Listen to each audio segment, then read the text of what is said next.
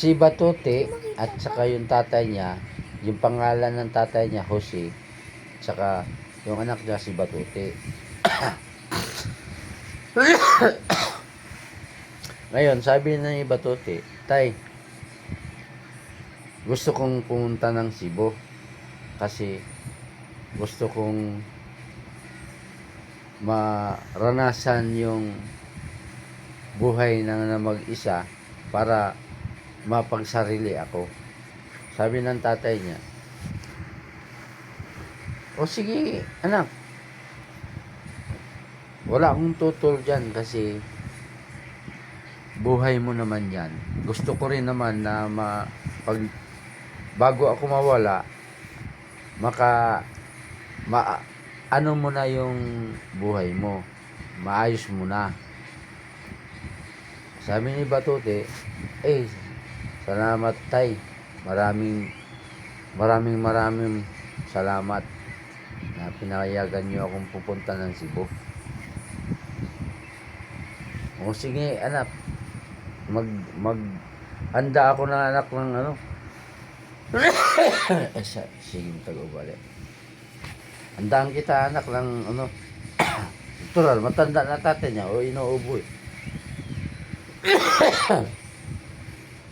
Sige anak. Handa ako ng pagkain niyo anak. Para punta ka ng Cebu, hindi ka magutom. Maraming salamat. Maraming salamat. Tay. Napunta na si Batuti sa Cebu. Sumakay siya ng barko. Isang buwan man siya na walang trabaho. Tapos yung binigay na pera niya sa tatay niya, naubos na. Kasi wala nga siyang trabaho, naubos na yung pera. Diba? Ngayon,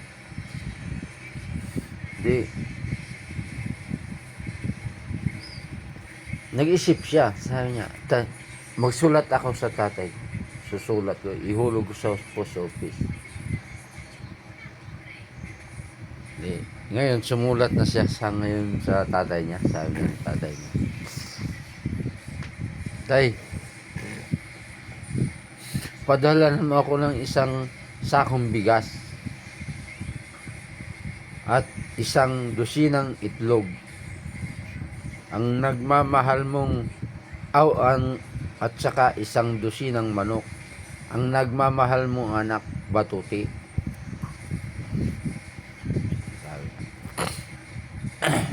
Ngayon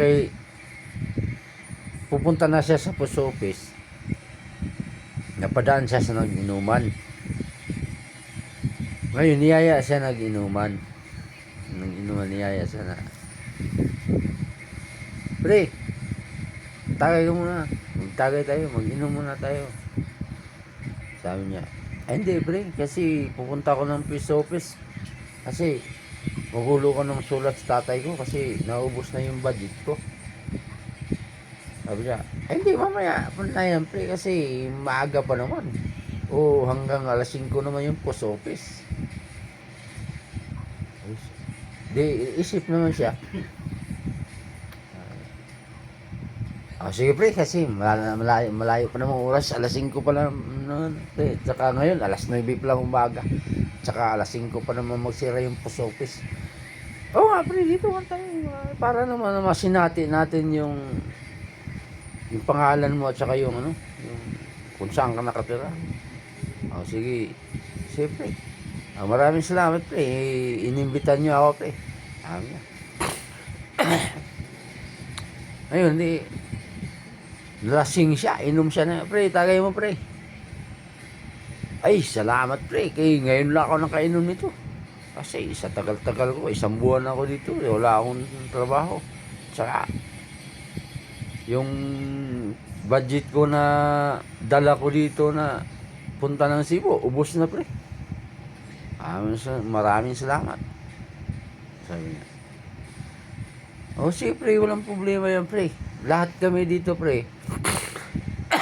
Mga kaibigan nyo kami. Lahat ng nakita mo dito ngayon sa niyaya ka sa inuman, kaibigan niyo yan. Kaibigan mo kami, pre. Ay, maraming salamat, pre. Niyaya niyo ako. Ngayon, kay nalasing man siya, sabi niya, dinukot niya ngayon yung sulat sa bulsa niya. Eh, wala. Kaya nahulog man. Eh, sabi niya, ay, anong bang nagagawin ko nito? Na nahulog man ang sulat. Ay, susulat ako ulit. Hubog na siya. Sabi niya, magkakasulat na lang ako uli kasi wala, nalaglag ang sulat. Susulat na ako sa tatay ko uli. Lasing na siya. Yun ang salita niya. Yun ang salita kasi nalasing na nga eh. Sabi niya, susulat na lang ako uli. Ay, nahulog sulat yun. Sabi niya, pre, bahil lang muna ako ng ballpen, pre. Kay nagsulat ako sa tatay ko, pre. Nahulog man ang sulat, pre. Sabi niya, lasing na siya eh. Sabi niya, oh, di, may ballpen dito, pre. Oh, sulat mo. Sabi niya, di, sumulat siya uli. Di ba? Sumulat siya uli, sabi niya. Ang sabi niya, Der Batuti, padalhan mo ako ng isang sakong itay at isang dosinang itlog. Ang nagmamahal mong anak, manok. Ay, natanggap na yung sulat ng tatay niya. Sinulat niya. Natanggap na tatay. Dito kasi pumunta eh. Hindi kaya nakikinig. Natanggap niya na. Sabi niya. Binasa na ngayon yung tatay niya. Binasa na ngayon yung tatay niya. Sabi niya, Dear Batote. Sabi niya, matanda na eh. Hindi. Atanda. Atanda sa niya. Del Batote. Padaran mo. Sabi kasi ng tatay niya, yung matanda, yung boses kasi yung matanda. Del Batote, padalahan mo ako ng isang sakong itay at isang dosinang itlog. Ang nagmamahal mong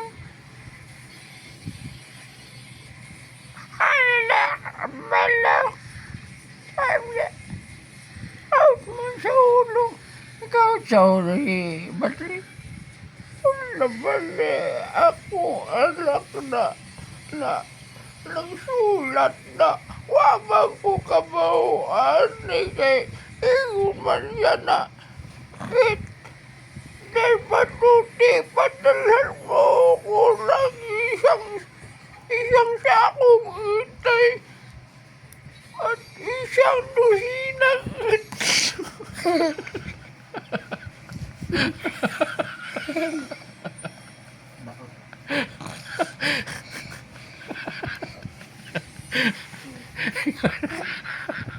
Papa, patulogin mo na ako.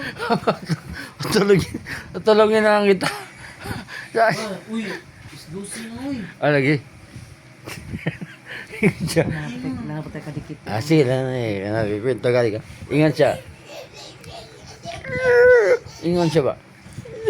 Itay, padalhan mo ko ng isang itay at isang dosinang itlog. At nagmamahal mong manok si itay. Nabaliktad siya. Nalasing na. Balik na. Ingon na niya tatay. Si Batuti sa mama ko kabaw ang istorya. Ingon ba siya na Napadala ko isang dako kita.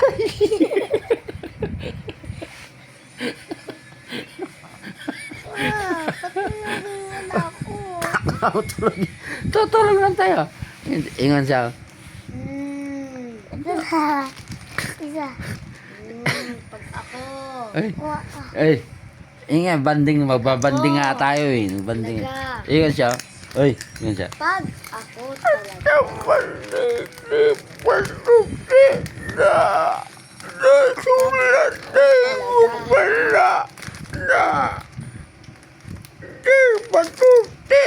Padalan mo ko ng itang kong itay at isadong itlog ang nagmamahal mong manok. Ang nagmamahal mong batuti manok. Kung sa mani batuti, wa mo ko kabaon ito niya.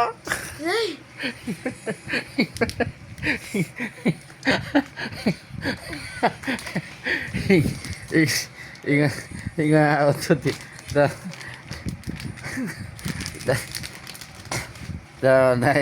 tingnan mo yung tingnan mo yung video natin. Ah, i-click lang natin ha.